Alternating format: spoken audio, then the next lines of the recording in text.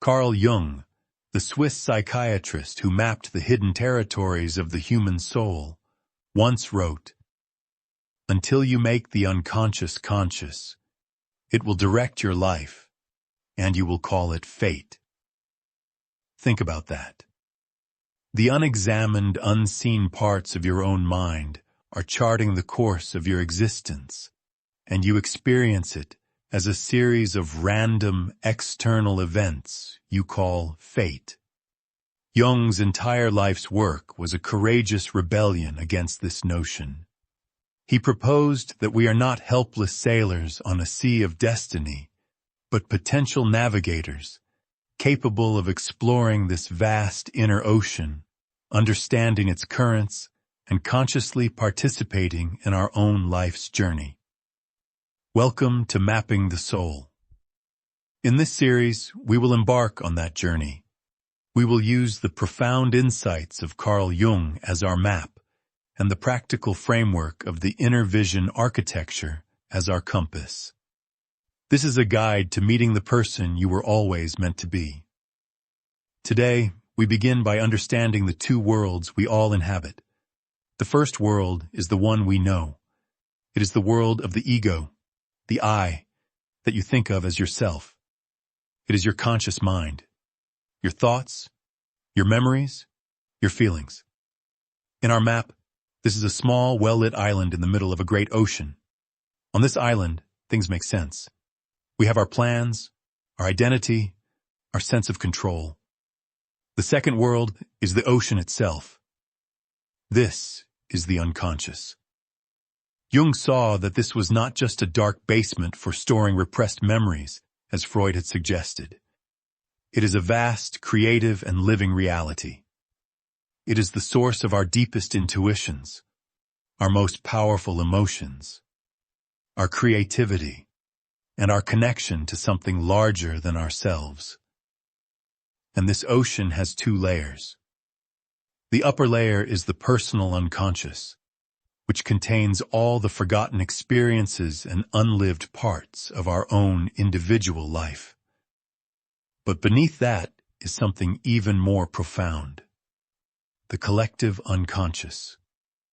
This is a layer of the psyche common to all humanity, a shared inheritance of primal patterns, instincts, and images that Jung called archetypes.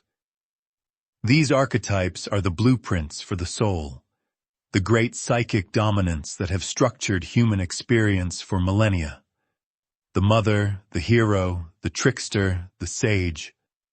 And our lives are a constant interplay between our small, conscious island and this vast, powerful ocean. The ocean is always sending signals to the island, in the form of dreams, gut feelings, sudden moods, irrational impulses, and meaningful coincidences, or synchronicities. The problem is, most of us have never been taught the language of the ocean. We are taught to stay on the island, to trust only the rational, conscious mind. We learn to ignore the whispers from the deep. And so, as Jung said, the unconscious directs our life, and we call it fate. The journey of individuation, a Jung's term for becoming a whole, integrated self as the process of building a bridge between these two worlds. It is the act of turning your attention away from the familiar island and toward the mysterious ocean. This is where our inner vision architecture begins. The first stage, detection, takes on a new, profound meaning in a Jungian context. It becomes the practice of detecting the signals from the unconscious. It is learning to notice the subtle emotional shift that has no apparent cause. It is learning to remember your dreams in the morning and treating them not as random noise, but as important messages. It is learning to see the powerful emotional reaction you have to a certain person or situation, not just as a reaction, but as a clue, a signpost pointing to something important hidden within you. This requires a shift in our filtering system. We must consciously change our mental filter from only the rational is real to the irrational contains vital information. We must be willing to entertain the idea that a dream image or a gut feeling can be just as true and valid as a spreadsheet. This is the beginning of the dialogue. You start to listen. You treat your own psyche as an intelligent other with which you can have a relationship. You are no longer just an ego trying to run the show. You are a conscious participant in a much larger, more mysterious process of becoming. The goal is not for the ego to conquer the unconscious. That is impossible and would be a disaster.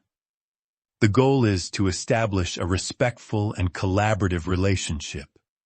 The ego must learn that it is not the king of the psyche, but more like a constitutional monarch or a prime minister who must listen to the wisdom of the people of the vast population of the unconscious.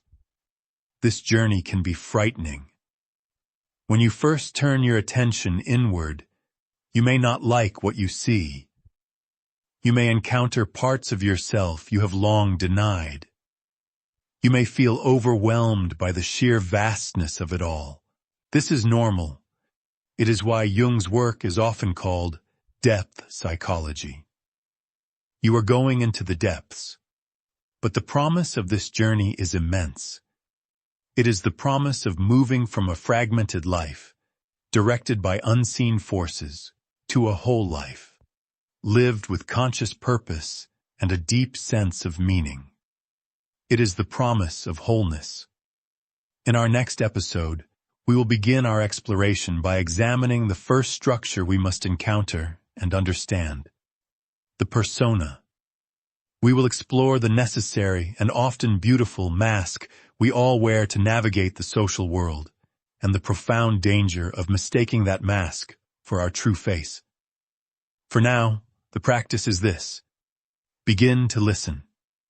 Tonight, before you sleep, set a simple intention. I am open to receiving a message from my inner world. Keep a notebook by your bed.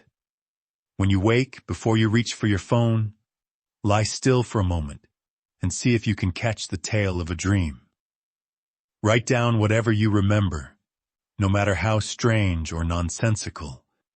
Do not try to analyze it. Simply honor it. You are opening the channel. You are beginning the dialogue. You are taking the first step off the familiar shore of your island.